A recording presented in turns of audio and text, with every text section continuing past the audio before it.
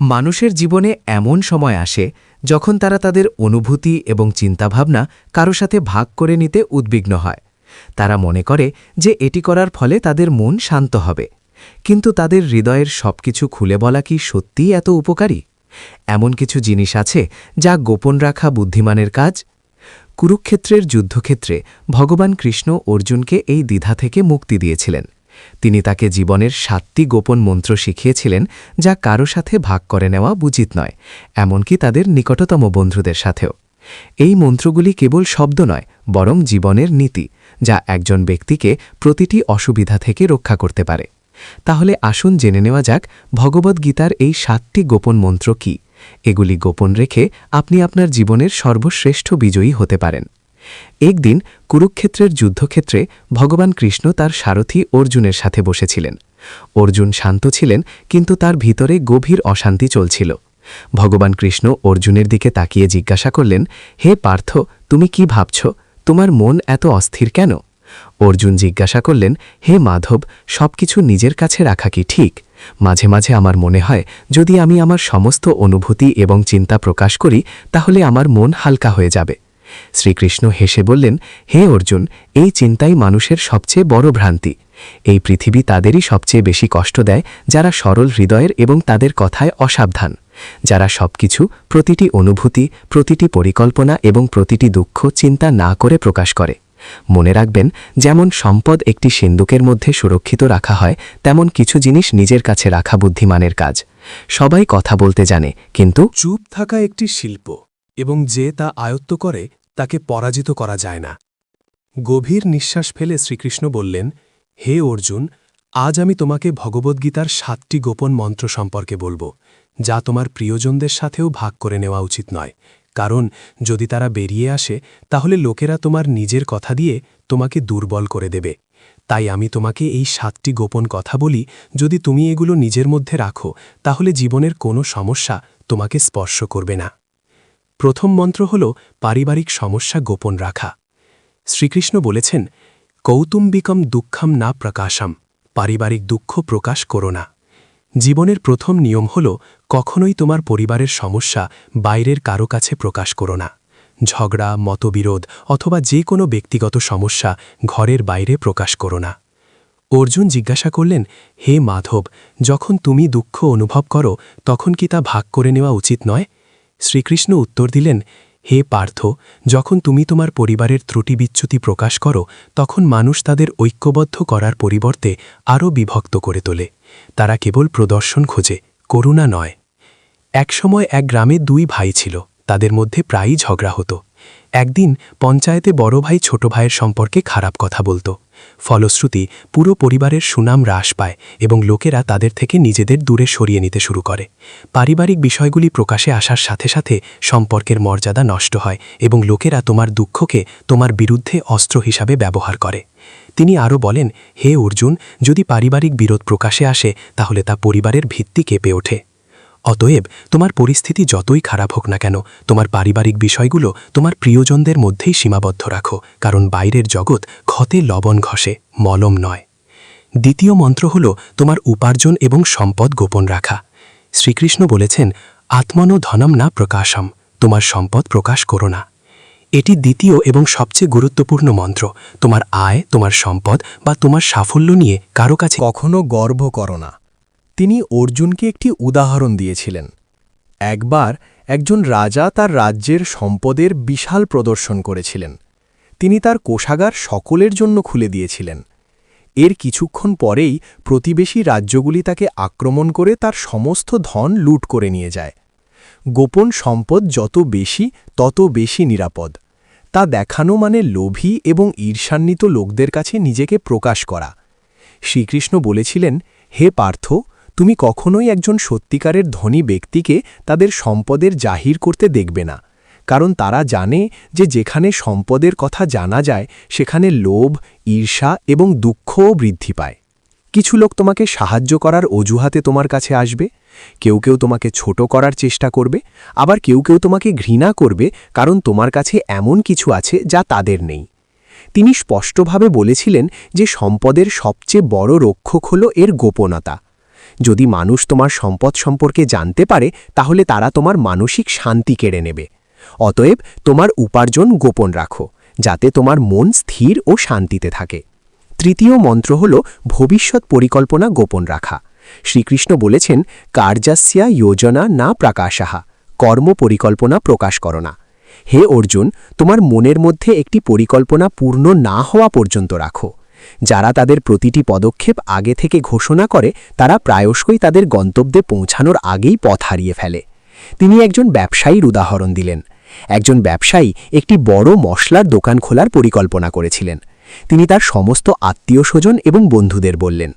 পরের সপ্তাহেই একজন চালাক ব্যক্তি তার কথা শুনে একই স্থানে আরেকটি দোকান খুলে বাজার দখল করে। ব্যবসায়ী যখন পৌঁছায় তখন অনেক দেরি হয়ে যায়। প্রতিটি ধারণায় বীজের মতো, যদি তুমি তা বপনের আগে প্রকাশ করো তাহলে কেউ তা পদদলিত করবে অথবা তোমার সামনে তার ফল কেড়ে নেবে। শ্রীকৃষ্ণ বললেন, পরিকল্পনার আসল শক্তি নিহিত আছে তার নীরবতার মধ্যে। তোমার কাজ সম্পূর্ণ না হওয়া পর্যন্ত চুপ থাকো। তোমার উদ্দেশ্য, তোমার দিক নির্দেশনা এবং তোমার পরবর্তী পদক্ষেপ নিজের কাছে রাখো। সকলের কাছে এগুলো প্রকাশ করে তুমি অপ্রয়োজনীয় বোঝা এবং সমালোচনা গ্রহণ করবে। এই পৃথিবী তোমার পরিকল্পনা রক্ষা করবে না এবং তোমার ব্যর্থতার দায় বহন করবে না। চতুর্থ মন্ত্র হল তোমার দুর্বলতা গোপন রাখা। শ্রীকৃষ্ণ বললেন, আত্মনো দুর্বলতা না প্রকাশ, তোমার দুর্বলতা প্রকাশ করো না। হে পার্থ, যেদিন তুমি অন্য কারো কাছে তোমার দুর্বলতা প্রকাশ করেছ সেদিন তুমি তোমার পরাজয়ের দিকে প্রথম পদক্ষেপ নিয়েছ। অর্জুন জিজ্ঞাসা করলেন, হে কেশব, আমরা কি আমাদের কষ্ট এবং দুর্বলতা আমাদের প্রিয়জনদের সাথে ভাগ করে নিতে পারি না? শ্রীকৃষ্ণ হেসে বললেন, প্রিয়জনরা প্রায়শই তোমার সাথে থাকে যতক্ষণ তোমার শক্তি তাদের উপকার করে, কিন্তু তোমার দুর্বলতা প্রকাশ পাওয়ার সাথে সাথেই সেই একই লোকেরা মুখ ফিরিয়ে নেয় অথবা তোমার পিছনে আক্রমণ করে। তিনি একজন যোদ্ধার গল্প বললেন। একজন যোদ্ধা তীরকে খুব ভয় পেত। সে তার সবচেয়ে কাছের সঙ্গীকে এই কথাটি বলেছিল। কিছু সময় পরে সেই একই সঙ্গী শত্রুর সাথে যোগ দেয় এবং যুদ্ধে প্রথম তীরটি সেই যোদ্ধার দিকে তাক করে, কারণ সে জানত কোথায় আঘাত করতে হবে। ভগবান কৃষ্ণ বলেছিলেন, দুর্বলতা তোমার শক্তি, যতক্ষণ না এটি কেবল তুমিই জানো। যেদিন এটি অন্য কারো কাছে জানা যাবে, এটা তোমার নিজের বিরুদ্ধে তোমার সবচেয়ে বড় অস্ত্র হয়ে উঠবে। একজন সত্যিকারের যোদ্ধা হল সেই যে নিজের ক্ষত নিজের ভেতরে লুকিয়ে রাখে এবং মুখে হাসি ধরে রাখে। পৃথিবীতে অনেক মানুষ তোমাকে সাহায্য করার জন্য নয়, বরং তোমার পরাজয় দেখার জন্য আছে। পঞ্চম মন্ত্র, তোমার দান নিয়ে গর্ব করো না। শ্রীকৃষ্ণ বলেছেন, যজ্ঞস্য দানস্য প্রচারো না কৃতঃ, তোমার ত্যাগ ও দান প্রচার করো না। হে পার্থ, মুখে মুখে বলা দান পুণ্য নয়, বরং অহংকার প্রদর্শন। যখন তুমি দান করো এবং তারপর তা নিয়ে গর্ব করো, তখন তা সাহায্যের পরিবর্তে তোমার গর্ব বৃদ্ধির একটি উপায় হয়ে ওঠে। তিনি অর্জুনকে ব্যাখ্যা করলেন। একজন রাজা তার রাজসভায় ঘোষণা করলেন যে তিনি এই বছর অনেক দান করেছেন। লোকেরা তার প্রশংসা করেছিল, কিন্তু দান প্রচারিত হওয়ায় তা পুণ্যে পরিণত হয়নি। দান তখনই ফলপ্রসূ হয় যখন তা গোপন থাকে। শ্রীকৃষ্ণ বলেছিলেন, যদি তুমি সত্যিই কাউকে সাহায্য করতে চাও তাহলে পৃথিবীকে তা বলার দরকার নেই। সত্যিকারের হৃদয় থেকে দেওয়া দান সরাসরি ঈশ্বরের কাছে পৌঁছায়, বাকি সবকিছুই কেবল একটি প্রদর্শনী। ষষ্ঠ মন্ত্র, অপমান ও পরাজয়ের গল্প গোপন রাখো। শ্রীকৃষ্ণ বললেন, আপামানাম পরাজয়াম চ প্রকাশাম, অপমান এবং পরাজয় প্রকাশ করো না। হে অর্জুন, জীবনের কোনো না কোনো সময়ে সবাই হেরে যায় অথবা অপমান ভোগ করে, কিন্তু সেই পরাজয় পুনরুজ্জীবিত করা নিজের ক্ষত খোঁচানোর মতো। তিনি অর্জুনকে বললেন, একজন যোদ্ধা যুদ্ধে পরাজয়ের মুখোমুখি হয়েছিল এবং সকলকে তার পরাজয়ের গল্প বলেছিল। কিছু লোক সহানুভূতি প্রকাশ করেছিল, কিন্তু বেশিরভাগই তাকে হাসির পাত্র বানিয়েছিল। যখন সে আবার যুদ্ধক্ষেত্রে প্রবেশ করেছিল, তখন সবাই তার পরাজয় দেখার জন্য অপেক্ষা করছিল। যদি তুমি কখনো অপমান ভোগ করে থাকো, তাহলে একে তোমার শক্তিতে পরিণত করো। তা থেকে শিক্ষা নাও, কিন্তু তা জাহির করো না। পৃথিবী খুব চালাক। তোমার দুঃখের জন্য কাঁদবে না, বরং সেগুলো মনে রাখবে এবং তোমার বিরুদ্ধে ব্যবহার করবে। শ্রীকৃষ্ণ বললেন, একজন প্রকৃত বিজয়ী হলেন তিনি, যিনি পড়ে যাওয়ার পরেও একটি কথাও না বলে আবার দাঁড়িয়ে যান। নীরবতা দিয়ে সবাইকে অবাক করে দেন। সপ্তম মন্ত্র, আপনার অনুভূতি গোপন রাখুন। ভগবান কৃষ্ণ বলেছেন, মানাসাহা ভাবাম না প্রকাশাম। আপনার অনুভূতি প্রকাশ করবেন না। হে পার্থ, একজন ব্যক্তির সবচেয়ে বড় রহস্য হল তার মন। যে সবার কাছে তাদের হৃদয় খুলে দেয়, সেই প্রথমে ভেঙে পড়ে।